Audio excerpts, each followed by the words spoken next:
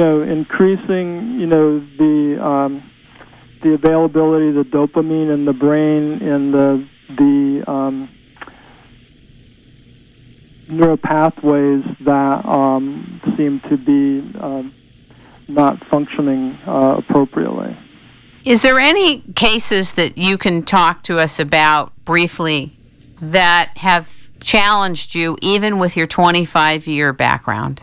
Oh boy, I think usually with little kids, for the most part, they're pretty easy. The younger kids up to 8, 9, 10, 11 are usually respond really well to the behavioral interventions, and if they need medication, can handle that. The kids who have that are older and haven't been diagnosed until late are more difficult, because by then they could have, particularly adolescents may have some severe depression. They've already developed traits for conduct disorder, and so that's going to be much more difficult. And many times the family has become real dysfunctional because of their inability to deal with this for a long time. They probably have by now may have already, if they're older adolescents, gone into continuation school. So those, and may have already had some interactions with law enforcement. So those cases are more difficult simply because they're more complex. How have computers, cell phones, electronics played a role in agitating kids with ADHD or ADD? Oh, good point. I don't know if the field itself has really investigated the level of electronic interference in the day-to-day and how it changes your cells, your body, your brain, everything. What do you think? I haven't really gotten to the physiology of it, although there have been some studies recently that showed that even having a TV on with a young baby, like 18-month, 12-month, 18-month-old baby while they're playing can be a source of distraction and can cause them to be more prone to attention problems. The computers, I think, in some ways can be very good for these kids up to a point. In fact, there are some computer programs. There's a website that I recommend called Lumosity.com where you can go on, and they have really great games that have been developed by neuroscientists up at Stanford and UC San Francisco that it's a very cost-effective, very inexpensive way to help your kid improve attention and concentration. And that's another, I have had some preliminary talks with them about doing some research on that. That's great. Give the name of their website. Spell it out for us, would you? LUMINOSITY.com.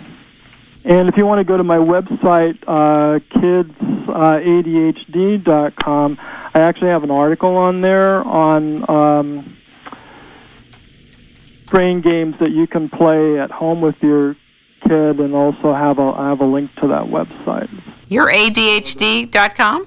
Kids, Kids, KIDS, ADHD.com. Okay, hold on one second here. I'm going to actually look at it right now. Child Development Institute. Right. That's you. That's us.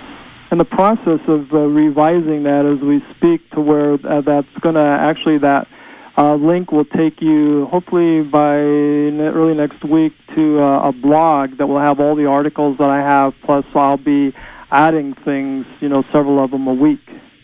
Are you working on any new books? I mean, I know you have the Total Focus out. Are you doing any type of intervention with parents, like on a weekly teleconference that they can call and talk to you in real time? We are going to, on KIDSADHD.com, that will be coming up fairly soon. And I actually will be doing some of my own, and then I have a psychologist who's an associate of mine who's I've worked with for years. In fact, he kind of was with me when we used to use a lot of the concepts of the Total Focus program and doing groups with kids and parents. And so the two of us will have we'll have a forum where parents can talk with each other, as well as we are going to jump in, and we will be adding like some webinar. I think it would be very, very helpful for families to be able to have access to you, to be able to have you responding to questions, because everybody thinks the things that are going on with their family is unique and only happening to them. You tend to get myopic to think it's only in your sphere. Precisely, yeah. Hopefully, I would say no later than June 1st, we will have also at that site a place where you will be able to opt into a monthly email where we will keep you informed of the activities that we have, as well as links to new articles and news information that we will be adding on an ongoing basis. I want to talk to you a little bit more about the practicality of parents getting assistance. And what I mean by that is that if the path to taking care of children and teenagers with ADHD and getting the proper diagnosis is too expensive, it's not going to get done. And who loses but the kids and the families, and the whole system loses? It does, and that's one of the reasons I developed the Total Focus program, because really it's a cost-effective way to provide a lot of care for the child, as well as support for the parents. So hopefully we have some managed care organizations interested in it, and that's another avenue that I'm going to be pursuing to attempt to get it more available, because this concept is a very useful tool.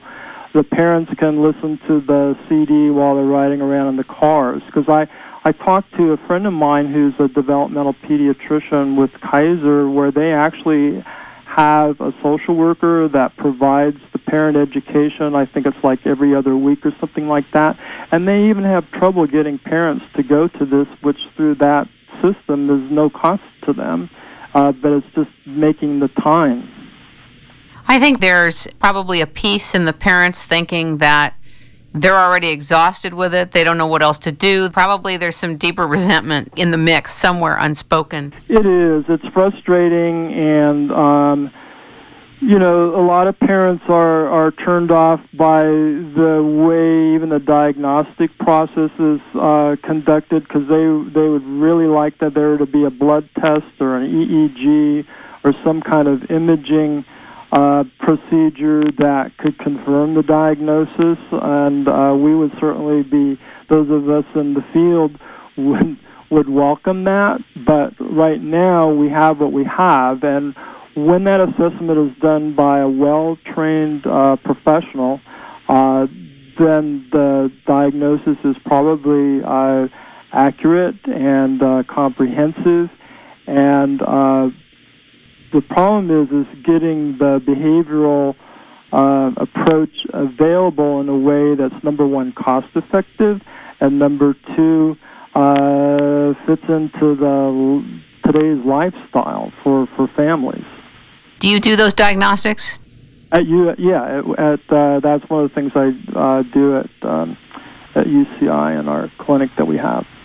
Now, is the Child Development Institute also a clinic where you do diagnostic tests for kids? Child Development Institute is really an agency that I brought around back around the year 2000, and has kind of been an ongoing thing of providing information to parents on a whole bunch of things, because, again, I felt that parents needed information, and so a lot of things that I used to make available through my practice, I've gradually added online, and we now have a blog called Parenting Today. You can go to parentingtoday.com, and I have, there's myself, a couple other psychologists, child psychiatrist, and a pediatrician, and now as a team, we're blogging, and we'll eventually have forums and other things on there too. So I've been kind of expanding that. That's a great site. That's good. That's wonderful. So you can read, Dr. Liu will tell you about, he's had some things on rotavirus and drowning issues. Dr. Fernandez, who's a colleague of mine at UCI, she talks about why